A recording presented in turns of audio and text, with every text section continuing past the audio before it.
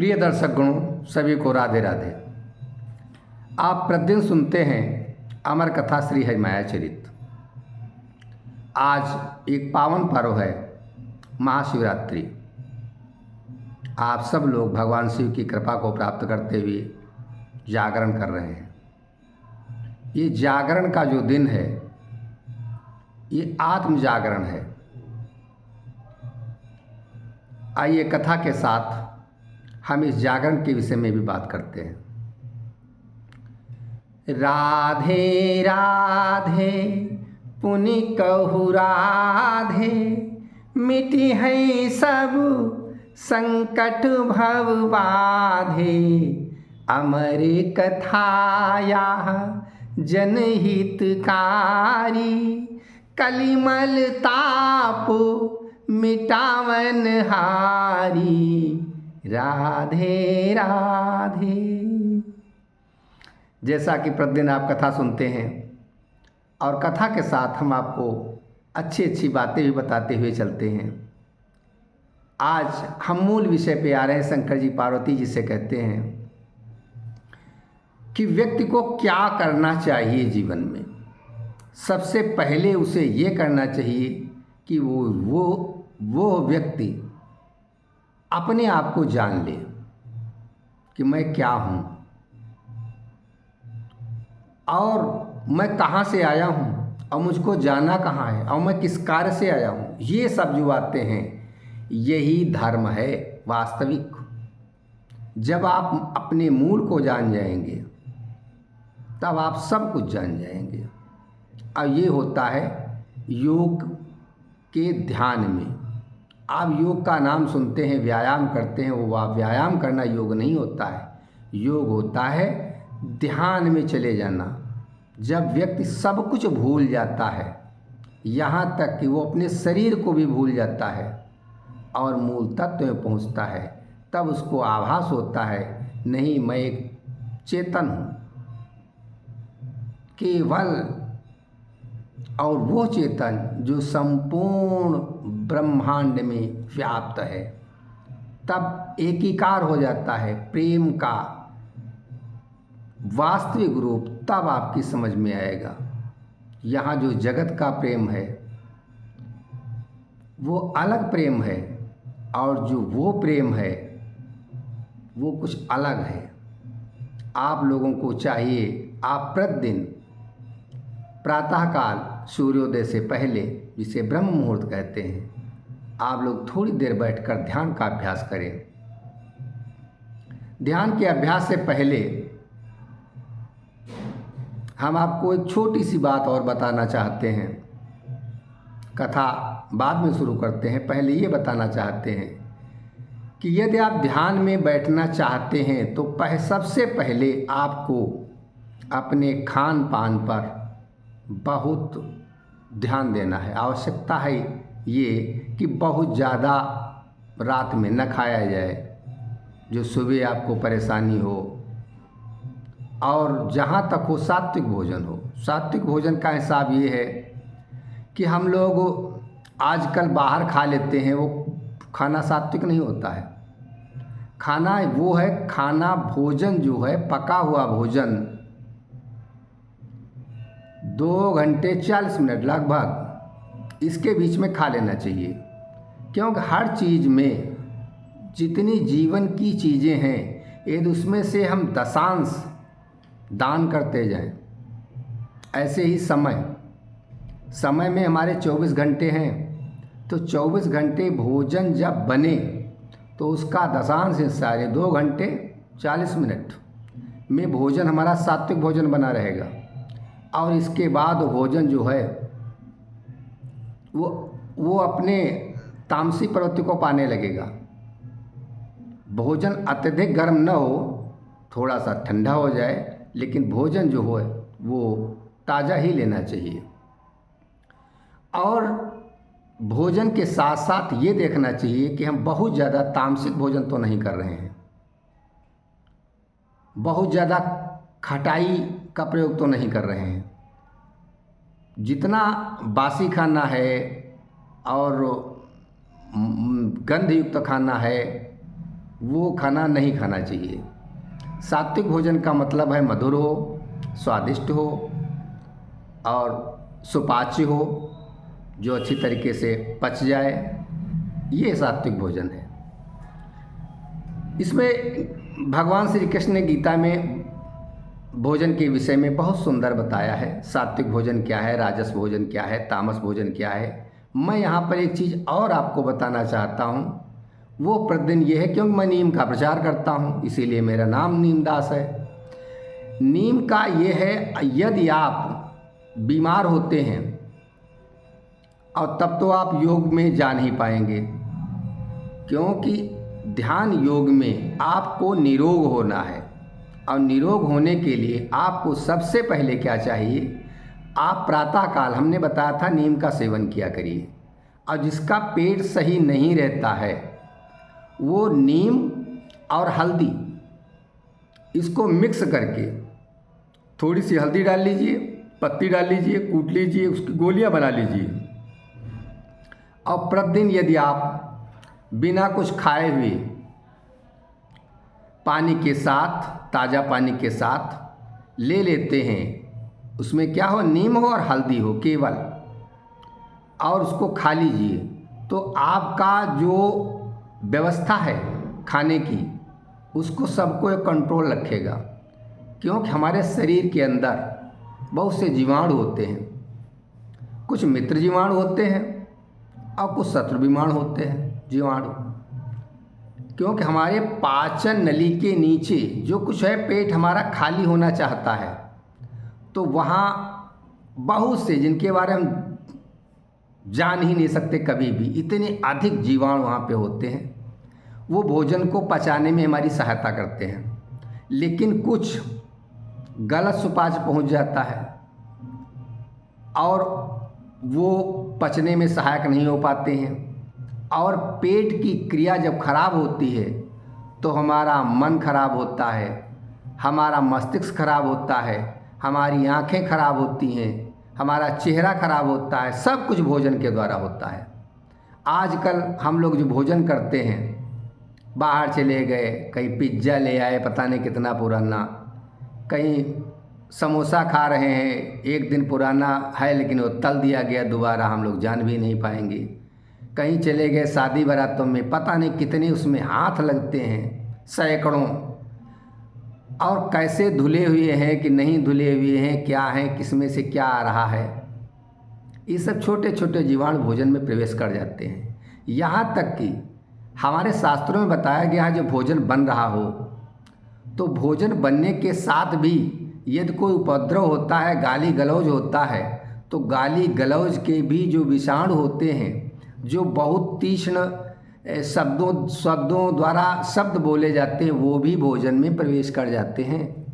यहाँ तक बताया गया है। इसलिए ऋषियों ने बताया था, भोजन जो हो वो सात्विक हो और खाया जाए वो एकांत में बड़ा शांत और मधुर ढंग से खाया जाए, प्रेम से, तभी वो भोजन अच्छा भोजन होता है, वो सात्विक भोजन है।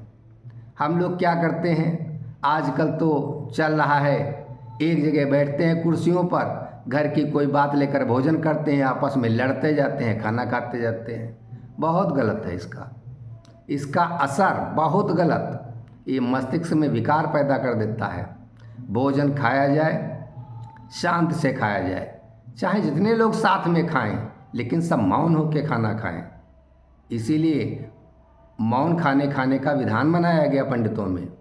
जब हम जनेऊ को धारण करते हैं तो बताया जाता है कि हम भोजन मौन होकर करें। इसलिए आप सबसे विनती है, जितने भी आप लोग सुन रहे हैं, जहाँ तक हो भोजन को करो तो मौन होके करो। उस समय कोई भी क्रोध न हो, शांत हो, प्रेम हो अंदर, और भोजन में मधुरता हो और स्वच्छ भाव उठते हों, और भोजन में भी आपको रस आ रहा हो, आनंद आ रहा हो, वही भोजन सात्विक भोजन होता है। तो भोजन के साथ आपको योग करना है तो सबसे पहले सुबह सुबह ये बना लीजिए, आप नीम और हल्दी, जो आप एक कूट कर आप गोलियां बनाते हैं या ऐसे ही पानी में घोल के पीते हैं, प्रतिदिन पीते रहेंगे तो आपका शरीर जो है ये अच्छी क्रिया करेगा और भोजन को सुपाच्य रखेगा और आपका मन जो है वो सात्विकता की ओर बढ़ने लगेगा। यही जागरण है। जो पुराने ऋषियों ने शोध किया है, शंकर जी पार्वती जी को जो उपदेश देते हैं वो उपदेश सुनने योग्य हैं। शिव पुराण का पाठ करके देखें, पार्वती जी को जो जो बताते हैं सब मानव जीवन से जुड़ा हुआ है। बहुत कुछ हम इस हरिमाया चरित में लाए हैं। आइए आपको 2-3 लाइनें सुनाते हैं और हम भी महाशिवरात्रि में आनंद लेते हैं। आज का दिन ही महान पर्व है, जागरण का दिन है, इसलिए हमने छोटी बातें बता दी हैं। शंकर जी पार्वती जी से कहते हैं, करहु, क्यों प्रत्येक व्यक्ति को क्या चाहिए? करहु प्रयत्न प्रथम सब भाई, करहु प्रयत्न प्रथम सब भाई, और जानऊ हम केहि की परछाई, जानहु हम केहि की परछाई। आप लोग जब हमें देख रहे होंगे तो पीछे एक देख रहे होंगे, हमारा भी एक चित्र बन रहा है पीछे, ये परछाया जो बन रही है। हम ऐसी जगह बैठे हैं जो आज परछाया दिख रही है। हम भी किसी की परछाया हैं, और वो परछाया कौन है? वही हरि है हमारा। हम लोग सब उसके चित्र हैं। वो जैसे जिसके चित्र चाहता है गढ़ता, अपने ही चित्र विभिन्न रूपों में बनाता हुआ चला जाता है। हरि माया चरित जो है, हरि प्रकाश है, माया अंधियार है, और अंधकार और प्रकाश का ही संपूर्ण खेल है जीवन का। बस व्यक्ति को ये जानना है, यही प्रथम मेरा प्रयत्न होना चाहिए सभी व्यक्तियों का, कि वो ये जान ले कि मैं कौन हूँ और किसकी छाया हूँ।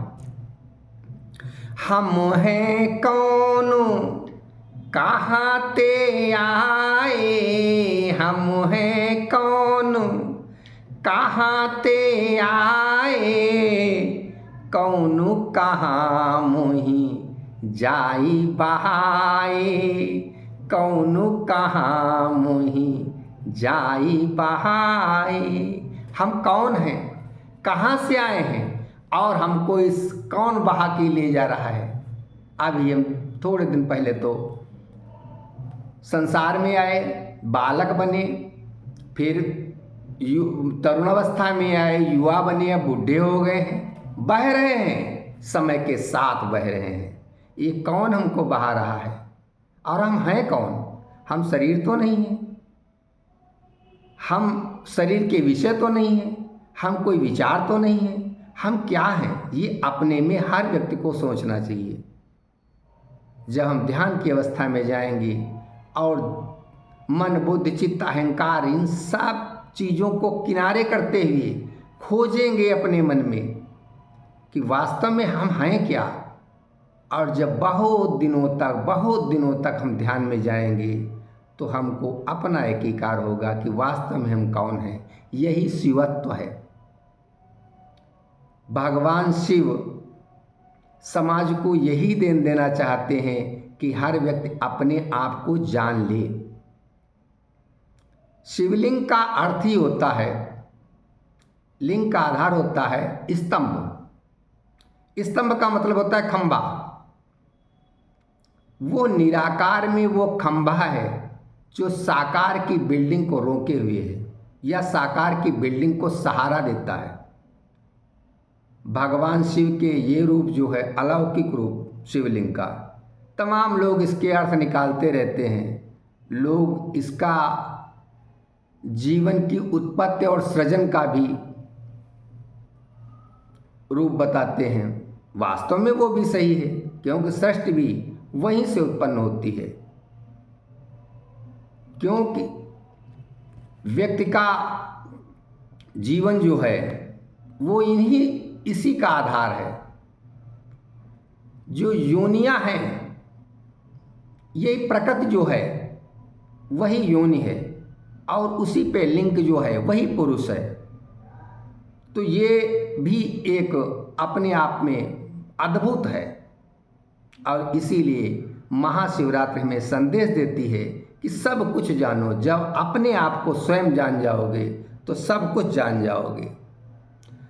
और क्या जान जाओगे कि लक्ष्य कहाँ जहाँ पर मोहि जाना, लक्ष्य कहाँ जहाँ पर मोहि जाना, आत्मज्ञान सुंदर विज्ञाना, आत्मज्ञान सुंदर विज्ञाना। तब तुम्हें पता चलेगा कि लक्ष्य मेरा क्या है। और लक्ष्य ये है कि आत्मज्ञान होना, यही एक सुंदर विज्ञान है। जब इस विज्ञान को हम जान जाएंगे तो अब हमको पता चलेगा कि मैं वास्तविक लक्ष्य पे आ गया हूँ। और जीवन में हर व्यक्ति को चाहिए कि उसका प्रथम लक्ष्य यही होना चाहिए कि वो अपने आप को जान ले। संसार के नाते, बंधु, मित्र, समाज, संसार, ये सब तो छूटना ही है, सब छूट जाएंगे। और कौन किसके लिए बहुत तड़पता है, ऐसा कुछ नहीं है। दुनिया चलती रहती है, आते रहते हैं लोग, जाते रहते हैं। लेकिन साधारण मरने से आप जीवन में बार बार पुनः योनियों में भटकेंगे। बहुत बड़े आपके भाग्य थे, आपके पूर्व जन्म के ये पुण्य थे जो आपको मनुष्य शरीर पुनः मिला है। इसको अब पुनः भगवान की प्राप्ति में यानी स्वयं को जानने में लगा दो ताकि इस बंधन से मुक्ति मिल जाए। और यही सबसे बड़ा आनंद है। फिर कुछ जानने को शेष रहता ही नहीं है। इसलिए शंकर जी पार्वती जी को समझाते हुए कहते हैं, निज जीवन एक प्रेषित पाती, निज जीवन एक प्रेषित पाती, ज्ञात करहु जाना के ही भांति, ज्ञात करहु जाना के ही भांति। हमारा जो जीवन है वो एक भेजी हुई चिट्ठी की तरीके से है। संसार में आए हैं, लेकिन हमको ये स्वयं में पता करना है कि मेरे जीवन रूपी चिट्ठी ये किस प्रकार से जानी है, वहीं तक पहुंचनी है। अपने आप को ही पहचानते रहो, अपने ही आप राहु पहचाने, अपने ही आप राहु पहचाने, नतर दी बिच जाऊ भुलाने, नतर दी बिच जाऊ भुलाने। अपने आप में ही अपने को पहचानना है, क्यों वो जो चिट्ठी लेकर हम आए हैं वो कहीं संसार की रद्दी में खो न जाए। अब क्योंकि संसार जो है जगरद्दी टोकरी समाना, जगरद्दी टोकरी समाना, अब कब के ही गति नहीं जाई बखाना, कब के ही गति नहीं जाई बखाना। तुम्हारे जीवन की चिट्ठी कब किस टोकरी में पड़ जाएगी पता नहीं है। पहचाने रहो उसको, कहाँ जा रही है हमारी चिट्ठी। कहीं ऐसा तो नहीं गंदे नाले में गिर गई, कहीं ऐसा तो नहीं बहुत गंदी टोकरी में पड़ी सड़ रही है। इसलिए सुंदरतामय अंकित नामा, अपनी चिट्ठी पे अपना नाम बड़ी सुंदरता से लिखो ताकि लोग कह सकें कि हाँ ये एक व्यक्ति है। इतना सुंदर नाम बनाओ कि उस पे सुंदरता से नाम तुम्हारा अंकित हो, जो तुमको पूर्ण विश्राम देगा। क्योंकि वो फिर नहीं खोएगी, उसको जो भी देखेगा वो कहेगा नहीं, ये इसको संभाल के रखो। सुंदरतामय अंकित नामा, पावई सुखद पूर्ण विश्रामा।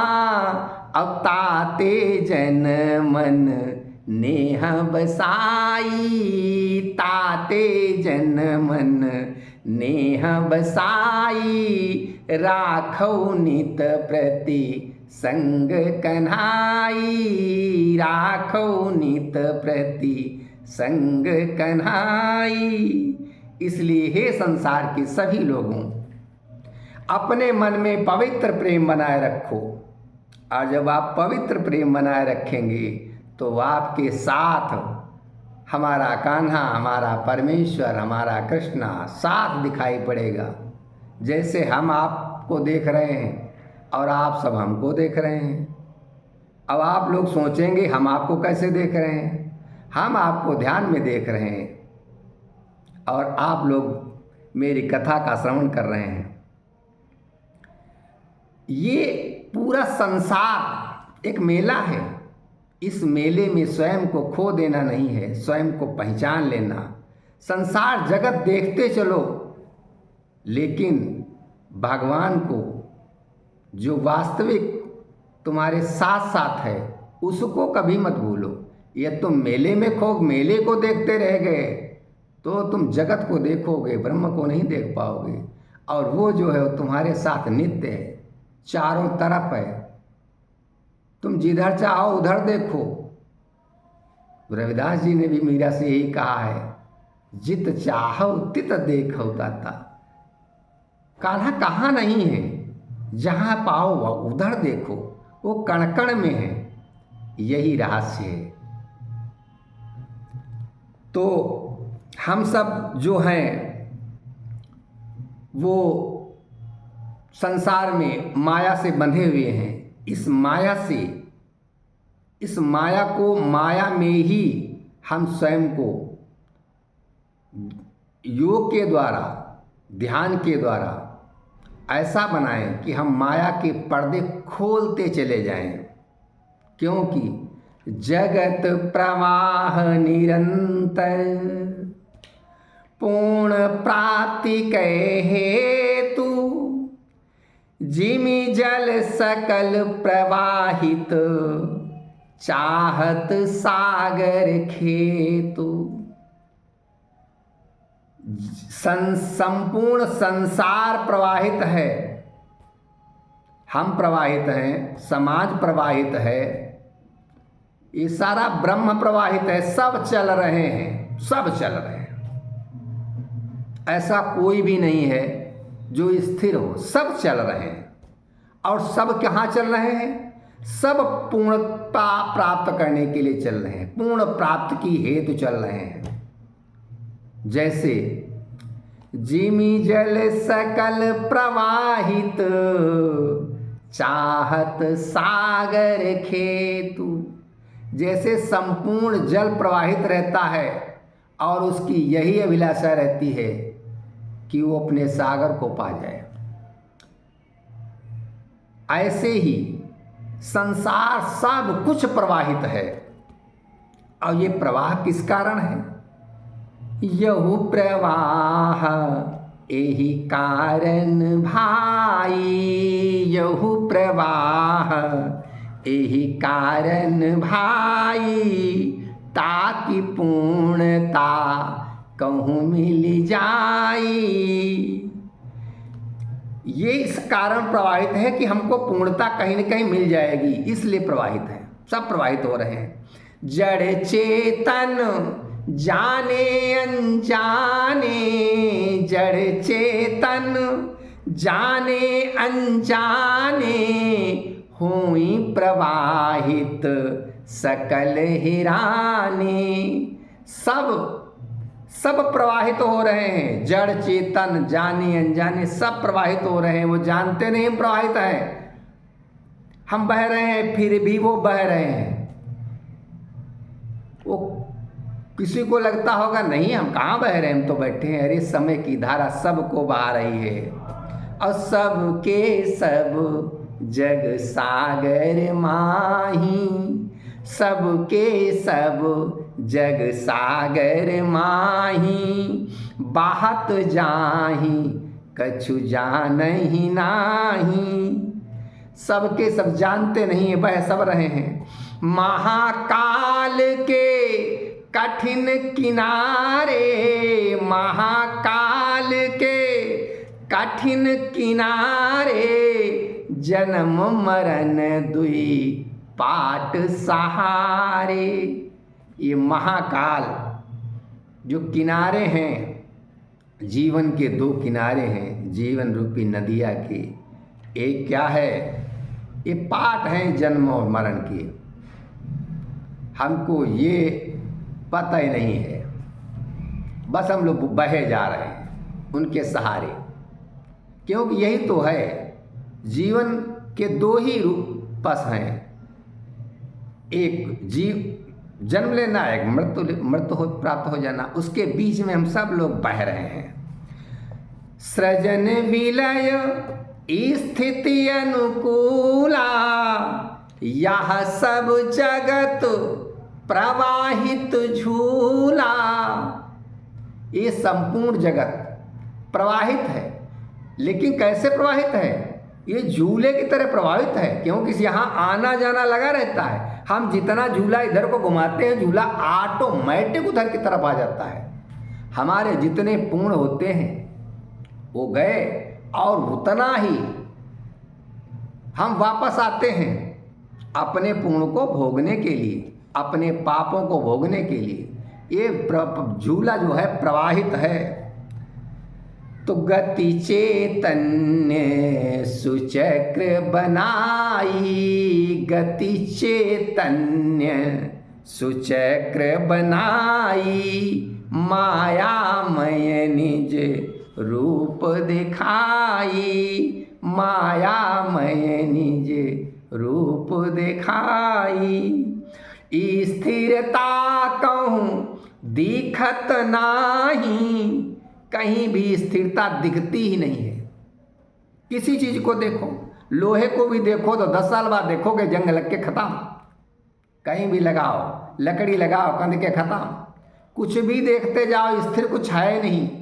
यहाँ तक कि सूर्य चंद्रमा तारे भी स्थिर नहीं हैं, इनको भी एक दिन जाना है। जब महाप्रलय होती है तो केवल पृथ्वी ही नहीं, बहुत कुछ, और यहाँ तक जो बहुत जब ऐसा भी होता है, कहा जाता है ब्रह्मा का एक दिन जो है वो 4 युगों के बराबर है, और उतनी ही बड़ी उनकी रात होती है। तो दिन में उनका सृजन होता रहता है, और पूरी रात जो होती है वो प्रलय बनी रहती है। उसमें कुछ नहीं होता है, न सूर्य होते हैं, न तारे होते हैं, न धरती होती है, न कुछ नहीं होता है। तो जो ये महाप्रलय होती है उसके पहले ही जो जागरण में आ जाता है। आज महाशिवरात्रि का दिन एक जागरण का दिन है। जागरण का दिन ये होता है, कुछ ग्रह नक्षत्रों का प्रभाव इस तरीके से पड़ता है कि जो हमारी रीढ़ की हड्डी है उसमें संचार होने लगता है ऊर्जा का। हर प्राणी में नहीं होता है, क्योंकि उनकी रीढ़ जो है सीधी नहीं होती है। ये उन्हीं को प्राप्त होता है, क्योंकि हम मानव जीवन जो है विकास करते करते मानव बने हैं, और हमारी रीढ़ की जो हड्डी है वो सीधी है। और हम लोग जब ध्यान करेंगे तो आज की रात्रि में हमको महान आश्चर्य होगा कि आज हमने थोड़ी सी खोज कर ली। इसलिए आप लोग इस कथा के सुनने के बाद रात में कितना भी समय हो गया हो, आप थोड़ी देर बैठकर ध्यान करें। ध्यान की मुद्रा में आपको बहुत से विचार पहले आएंगे, मन आपका बहुत भटकेगा, भटकने दो थोड़ी देर, लेकिन थोड़ी देर में आप जब एकांत में बैठकर बार बार अपने मन को कोशिश करके अपने में समेटेंगे, अपने मन से ही अपने को जानने की कोशिश करेंगे, तो आपका पहला अध्याय होगा। और आप ऐसा करना। प्रेम पवित्र प्रवाह लई सुंदर लक्ष्य बनाई, समय संवारत जे रहें तिन नहीं नामुन साई।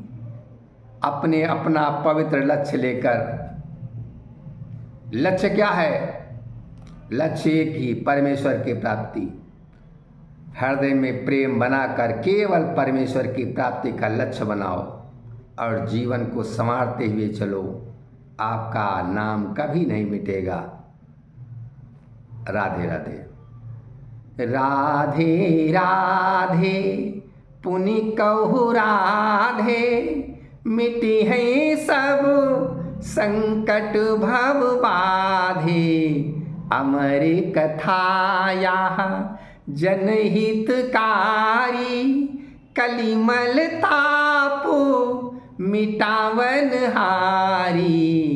राधे राधे पुनि कहु राधे।